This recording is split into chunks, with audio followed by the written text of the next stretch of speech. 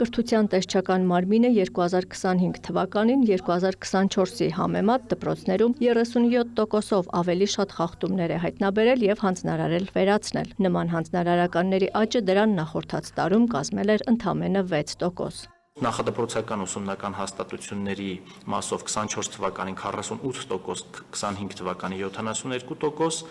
մասնագիտական կրթության ոլորտում 24 թվականին 3%, 25 թվականին 42% հանձնարարական է տրվել հայտնաբերված խախտումների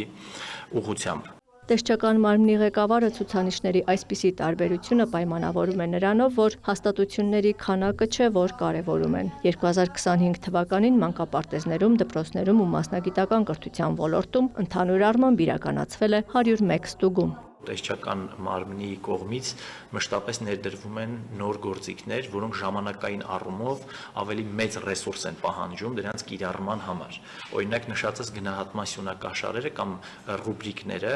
ենթադրում են ավելի շատ որակի նկատմամբ պատշաճ վերահսկողության իրականացում, եւ այս դեպքում մենք շեշտը դնում ենք վերահսկողության որակի եւ ոչ թե քանակի վրա։ Սյունակաշարերի կիրառումը ենթադրում է այն կիրառող մասնագետի կողմից բազմաթիվ լսումներ, զննումներ, որոնք չունեն բուն փաստաթղթային վերահսկողության բնույթ։ Ստուգումներն իրականացվում են ըստ ռիսկայնության, դպրոցներն այդ առումով առաջին տեղում են, իսկ խախտումներն այստեղ հիմնականում վերաբերում են տնօրենների աշխատանքային գործառույթներին։ Այստեղ շատ ունենք խախտումներ, որոնք վերաբերում են ուսումնական հաստատությունում բարենպաստ բարոյահոգեբանական մթնոլորտի առկայությանը, որը տնօրենի աշխատանքային գործառույթներից բխող գործառույթ է, այսինքն բարենպաստ բարոյահոգեբանական մթնոլորտի ապահովումը։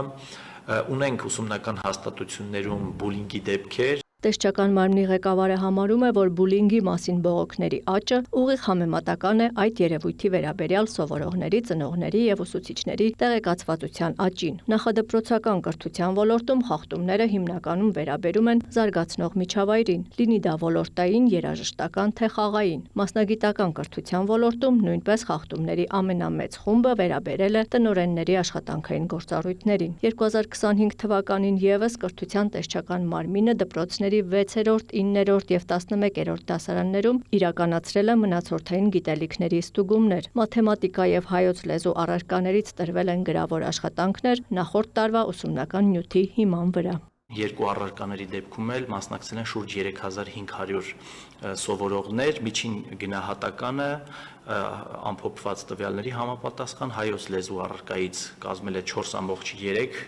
միավոր, մաթեմատիկա առարկայից 4 միավոր։ Միջին գնահատականը թեպետ դրական է, բայց բավարարի նվազագույն շեմն է։ Այս արդյունքները համադրելի են նախորդ տարիների ցուցանիշներին։ Խնդիրները շատ են բնականաբար այս ուղղությամբ, մասնավորապես դրանք կապված են ոչ միայն, ինչպես նշեցի, ուսուցչի աշխատանքային գործառույթների պատշաճ կատարման հետ, եւ շատ դեպքերում գրադարանավարի աշխատանքի ոչ պատշաճ կատարումը,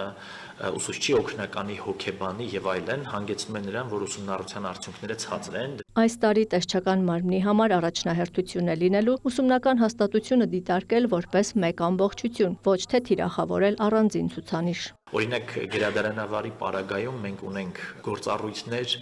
որոնք ուղղակիորեն կապված են սովորողների համագործակցության, քննադատական, ստեղծագործական, մտածողության զարգացման խնդիրների հետ, որոնք իրենց հերթին կապված են ակադեմիական արդյունքների հետ։ Աջակցություն ուսուցման կազմակերպմանը ծրագրով դասալսում է իրականացվել շուրջ 70 ուսուցիչների մոտ։ Այս տարի առաջին անգամ դասալսումներ են իրականացվել նաև բնագիտական առարկաներ դասավանդող ուսուցիչների շրջանում։ Դասալսումները իրականացվում են համապատասխան դասալսման ձևաթղթի, որը ամեն տարի լրամշակվում է։ Ձևաթուղթը ներառում է ուսուցչի կողմից դասի կազմակերպման էթիկական պահանջների պահպանման խնդիրներին, ՏՀՏ կիրառման հմտություններին, ինչպես նաև համապատասխան մեթոդներ ընտրելու կարողություններին։ Բոլոր մանկավարժները ծրագրում ներգրավված փորձագետներից անհրաժեշտ աջակցություն են ստացել։ Աննա Զախարյան, լուրեր։